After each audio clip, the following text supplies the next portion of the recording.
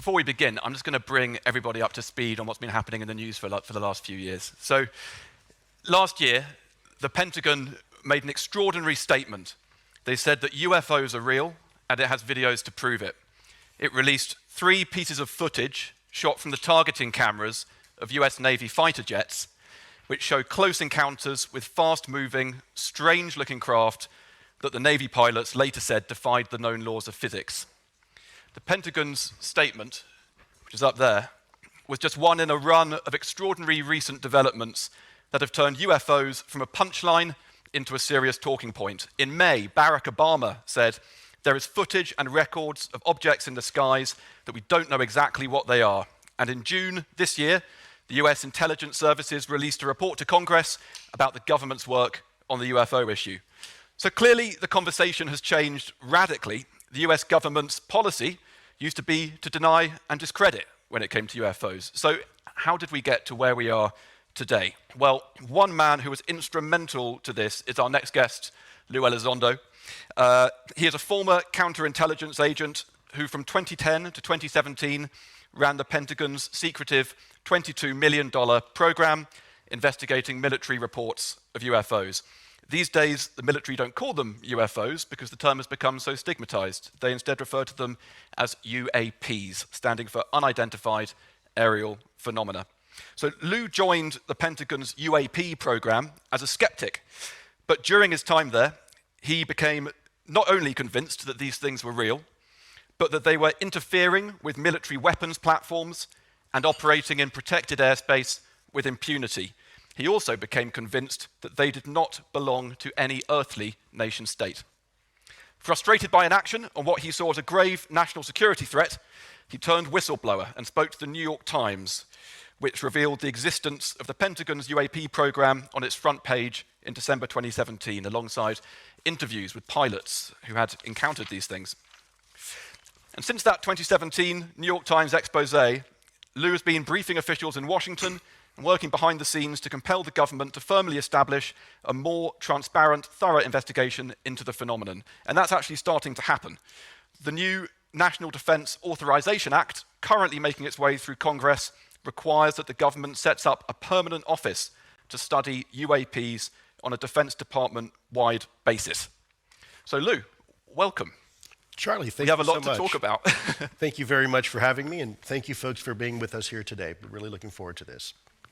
So first things first, rationally, there are 3 options for what these aircraft are. They're either a US military black project, they belong to a foreign government like China or Russia, or they are of non-human origin. So talk us through why you think the final option is the most likely. Sure. This was actually one of the fundamental questions we were trying to solve while in the Pentagon. The first obvious question is it one of our secret technologies? And the answer is quite succinctly no. And how do we know that? Well, for several reasons. First of all, I had access to all those programs. And those type of programs, you don't typically test these type of secret aircraft in and around areas where you're doing active maneuvers. You tend to test them at secret test ranges like Area 51. You certainly don't endanger pilots' lives by testing this type of secret technology without coordinating that through our joint staff. So we very quickly realized it wasn't our technology. The second option, as Charlie, you mentioned, is it foreign adversarial technology? Is it Russian? Is it Chinese? And of course, when you go through the historical documentation, certainly in our country, and this documentation is official documentation, one realizes very quickly we've been seeing this technology for decades. And when you compare that to where we were, let's say in the late 1940s and 50s, we were just exploring and learning the secrets of the atom. We were unlocking its secrets. We had just entered the jet age, and we hadn't even been into space. And yet these technologies were outperforming anything and everything that we have.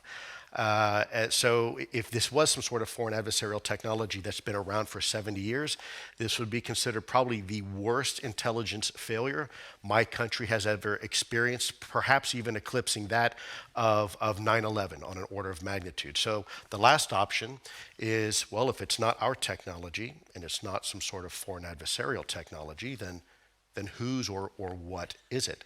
And that's where we are now in the conversation, certainly with our lawmakers and our legislative branch and our executive branch. And so that's precisely what we're trying to figure out now is what exactly are these if they're not ours?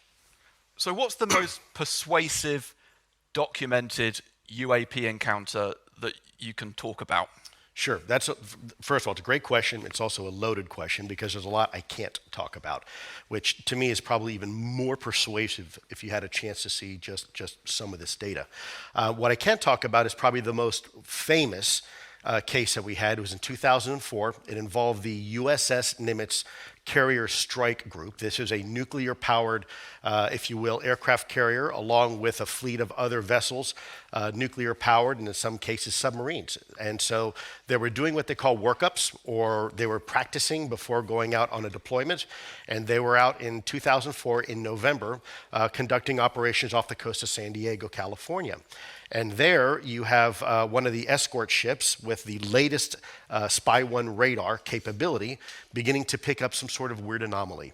In fact, not only was it the USS Princeton at the time with this brand new radar system looking at this, which one could argue maybe was a radar glitch, but you also had an E-2 Hawkeye that was also in the air providing airborne radar.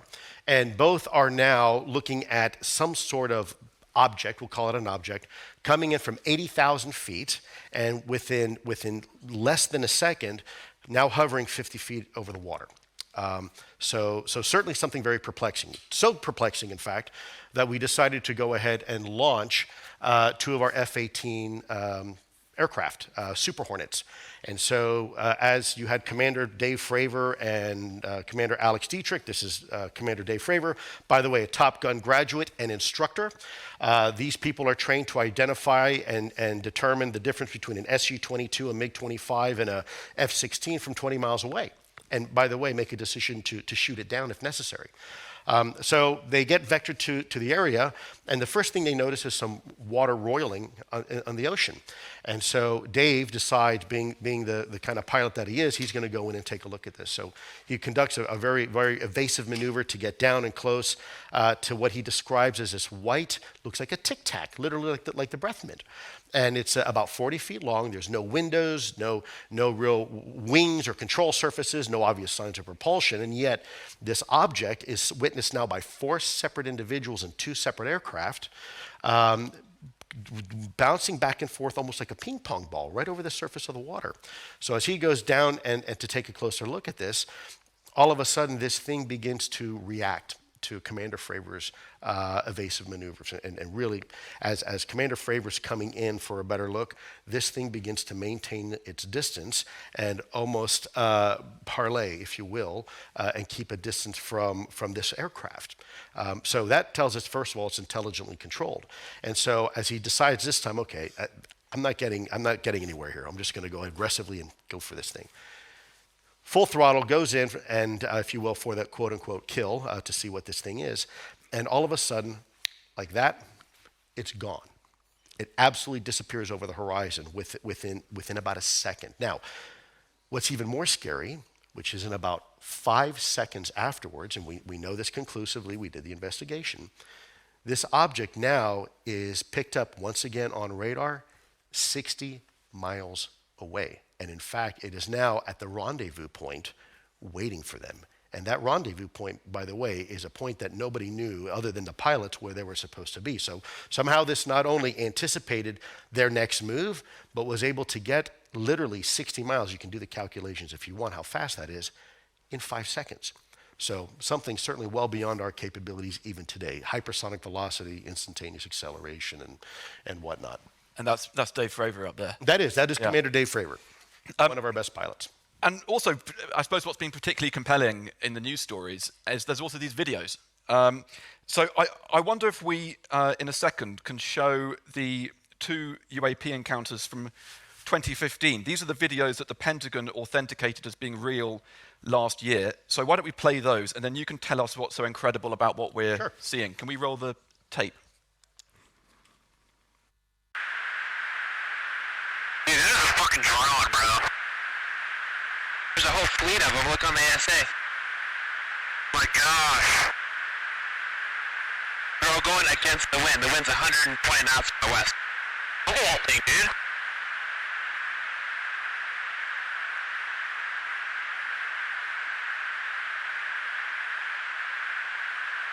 That's not our LNS though, is it? It's not. That is the LNS, dude. Well, if there's like... Look at that thing! It's rotating.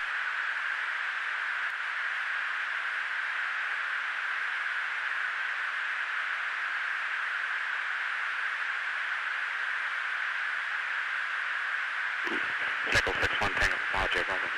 Oh, got it! Woohoo! Roger, there's troubleshooting. Did you box moving target?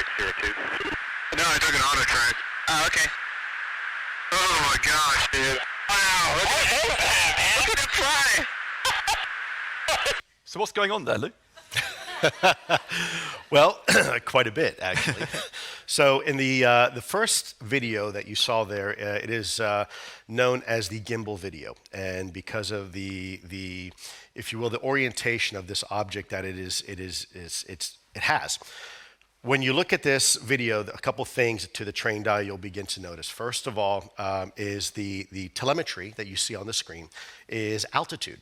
Now, when an aircraft banks 90 degrees, you hear what they say, wow, this is compelling and the thing is rotating. Well, not only is it rotating, but it's not losing lift. So aircraft that have wings, whenever you're going to do a bank and you're going to turn, when you do that, you lose lift and you lose altitude. And yet this is not losing altitude. And as you hear them say, it's going 120 knots against the wind, right? So we're not talking about a balloon. At 25,000 feet, we're not talking about a quadcopter or a drone, and we're not talking about an aircraft. And if you look at that, it doesn't really look like an aircraft, does it? It looks peculiar. It looks almost like a top. And then furthermore, what you don't see on the video, but you hear in the exasperation of the pilots, is that there's a whole fleet of them. And so what's important to know here is sometimes not just what you see on screen, but it's the complete picture. Sometimes it's what you don't see, and also what you can hear. And so part of our investigation was to go talk to the pilots and say, what exactly did you see, right? When you said there's a whole fleet of them, what did they look like? How were they maneuvering? What were they doing, right? And this is probably one of the better videos that was released to the public. That I will tell you there's a lot more videos that are, in my opinion, even far more compelling. They just haven't been released yet because they still remain quite sensitive, classified to some degree. But that's what you're seeing in that video there. The other one, if you want, I'm happy to walk through that one as well, but it's up to you. I'm not sure we have that one here. There is a video which is, I would say, a bit less dramatic because there's no audio of the Nimitz encounter. Correct. Isn't there? Yeah, and what that shows is basically the instantaneous acceleration. If I may, I'll just take 10 seconds. What separates these from anything else that we have in our current inventory is quite simple. There's 5 observables that associate, when you look at something as a UAP, unidentified aerial phenomena, as being truly unique. That's instantaneous acceleration, hypersonic velocity, low observability, trans-medium travel, the ability to operate in multiple environments or domains, and last but not least, in the vernacular, would be anti-gravity. The ability to fly with no wings, control surfaces, no obvious signs of propulsion, even, frankly, not even a cockpit. And that's, of course, what Fravor saw when he was up close, because he was much closer than these cameras are, right? That's and what all of our pilots are reporting. Surface. Yeah. So look, I think we all want to know, do you think any government has recovered a crashed UAP? So what I've said for the record, which is unfortunately all I can say, is that it is my belief that the United States is in possession of exotic material, and unfortunately, that's about all I can say at this time. How worried are you about a foreign adversary getting hold of this, or maybe understanding this technology before the U.S.? I think that's my greatest fear. We're a species that tends to be violent towards one another. And my job with national security was to try to anticipate what the enemy is going to do. If there is an adversary that has this type of technology and the ability to operate without impunity in our controlled U.S. airspace, I think that's problematic. We spend millions of dollars ensuring we have what we call air domain awareness and control of our airspace. And clearly, we don't have as much control as we think we do. So, you were working for the government for a long time. You then chose to turn whistleblower. Were you worried about repercussions? Why haven't they shut you up? Well, probably because I'm pretty public at this point. That's a multifaceted question that requires several answers. Let me, if I can, be as frank as possible. There is a strong undercurrent in our country of individuals in our government, particularly, that know the seriousness of this topic. And what I've said before is this is not a topic that is similar to, let's say, fine French wine, where the longer you keep a cork on it, the better it gets. This is a conversation rather more like spoiled vegetables in the refrigerator. And the longer you leave it there, the more it is going to smell. And so we should probably begin to address this issue sooner rather than later, because whether or not these are real, that's no longer up for debate. This is a fact. We're here, folks. The question is, what is it? Where is it from? What is its intent? And what can or should we be doing about it? And there was a pretty extraordinary statement by the serving administrator of NASA a few days ago, wasn't there? Do you just want to talk us through that?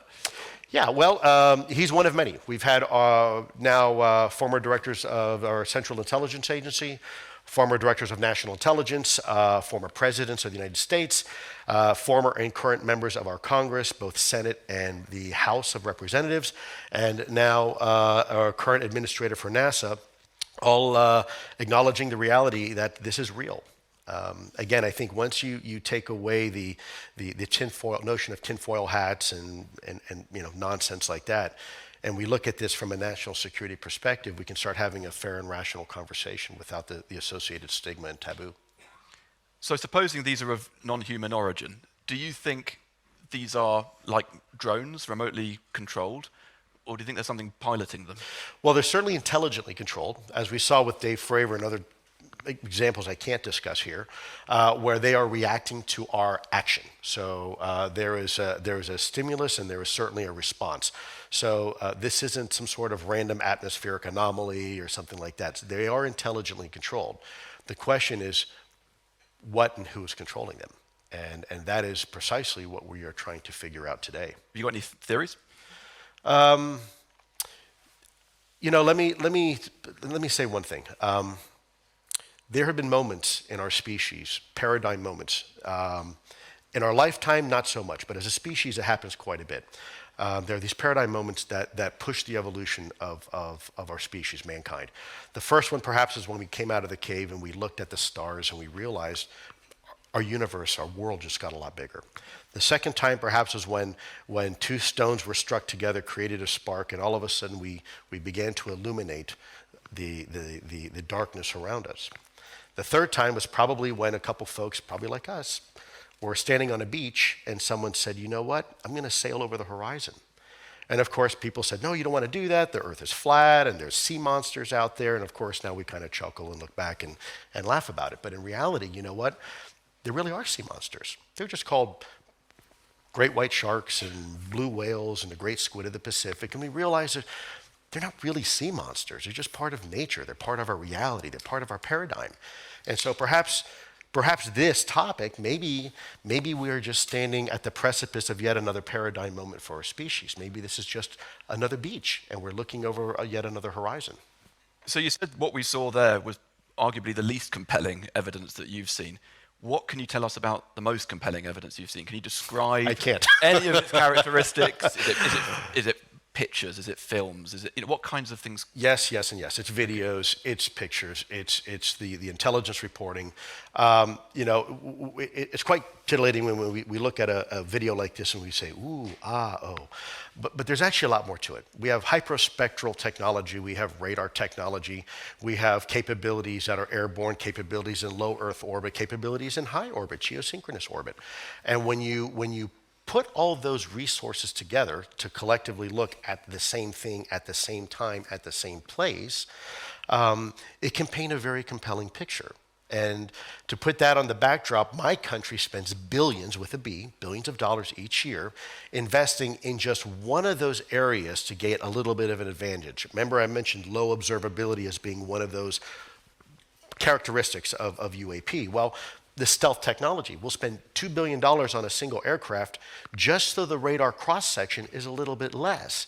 And yet, these things not only are harder to see with electro-optical devices and radar, they're hard to see with the naked eye sometimes. And they can perform in ways that we can't. They can drop out of 80,000 feet, hover over the water, and then pop right back up again. I mean, you're talking about the energy requirements to do that in a conservative way. We still don't understand. We can't do that today. So a lot of people might look at this and say, look, if these things were alien, why aren't they landing on the White House lawn and demanding a meeting with the president? Great question. So let's detangle that for a second. How many times have we watched a nature show? And you look and you see the wildebeest in Africa migrating, and all of a sudden a couple humans fly in over a helicopter, scare the hell out of the herd, everything goes running and stampeding, and all of a sudden we dart one, and we take measurements to see the health of the herd and the migratory patterns and the diets and whatnot, and we leave. You know, I don't think it's far-fetched to think that some sort of intelligence would want to be disruptive necessarily. We don't necessarily behave that way even as humans. So to assume that something's just going to land on the White House lawn, I think I'm not sure that's really. I mean, look, we don't land right now on the Red Square by the Kremlin. You just don't do that. Sometimes you want to be non-disruptive. How long do you think we've been visited for? Is this since? It seems like flying saucer. The idea of the flying saucer seems to be a sort of post-war phenomenon. Do you think it's the last century, or do you think it goes back further than that? Fantastic question. Let me share with you an experience that I had at in Rome not too long ago. I had the honor and pleasure of sitting down with some individuals that were out of the Vatican. And there was a scroll, and in this scroll it was written in Latin, and it was a communique between a Roman soldier and a Roman general, some 2,000 years ago. And what they described in this communique was the name for the Roman shield is eclipus, means like eclipse, like a sun. And so they described these flaming Roman shields in the sky that would follow them from battle space to battle space. So it is quite possible we are dealing with something that could be potentially, not necessarily even from outer space. Believe it or not, it could be from right here. It could be right from this planet, and we're just now at a point where technologically we're beginning to interact with it. I'll give you another case in point. Up until very recently, the last 100 years or so, we believed as a species there were only two types of kingdoms of living organisms, and that was animal and plant. And then about 150 years ago, we realized that fungi was its own kingdom of life form. And about 100 years ago, we realized there were these little microorganisms that someone famously screamed, little beasties, little beasties.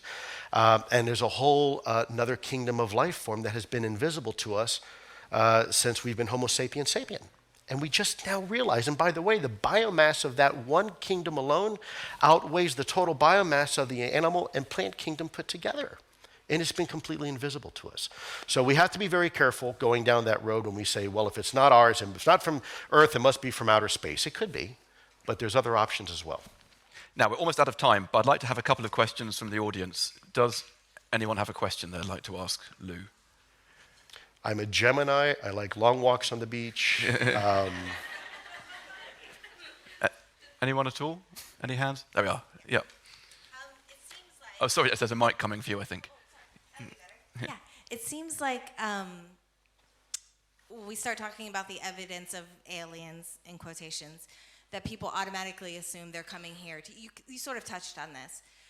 They're automatically coming here to fight with us, to start a war with us, to take over our planet or whatever. I'd just like to hear more about your theory on, or just touch on whether Sure. you think that is a common idea. Yeah. Let me see if I capture that. So the question is, do I think this is a threat? And of course, I'm a product of U.S. national security, so we tend to think everything is a threat until we're sure it's not, okay? Let me give you a very quick analogy here. I think most of us would agree at night before you go to bed, you might lock the front door just to be safe. You probably live in a nice neighborhood. You don't expect anything bad to happen, but just to be safe, you lock the front door. And maybe you even go as far as to lock the window before you go to bed, and you might even turn on your alarm. Let's say you wake up one morning and you come down to have a nice cup of, well, I say coffee, but here it's tea, right? And you come downstairs and there are muddy boot prints sitting that are on your floor, in your living room floor, under carpet, that weren't there the night before. Now, no one's been hurt, nothing's out of place, nothing's been taken, but despite you locking the doors and the windows and turning on the alarm, there are now muddy boot prints in your house that were not there the night before. The question is that a threat? Well, my response is that it could be if it wanted to be, so we should probably figure out who's leaving the boot prints. Now, there is a fundamental difference between, and I don't want to fearmonger, I'm not saying these things are hostile intent. Threat and hostile intent can be two entirely different things. Hostile intent is the willful, if you will, desire to create harm. Whereas threat, you can have involuntary threats, you can have environmental threats. If I get on an airplane, there's no threat. But if I get to the back of the engine of that same airplane while it's throttling up, there's definitely a threat. There's a biological threat to me, right? I'm going to get burned. I might lose my hearing. So we're still trying to determine that. That's a great question. I've literally got 10 seconds, so very quick question, very quick answer. Not to be facetious, but the fact that we keep sending billionaires to space, do you feel there's any connection? For a friend. Well, sure. The fact that we've been seeing these, at least in my country, since the late 1940s, what you see is described as a Tic Tac was described in the 60s as a white flying throat lozenge. In the 50s was described as a white flying butane tank. It's clear we're dealing with the same technology, and I'm not aware of any billionaires that would have that type of technology. Again, temporally, you have to look at this from a time perspective. Way back then, it just doesn't make sense. Sorry that we have to wrap this up. Lou, thank you very much indeed. My pleasure.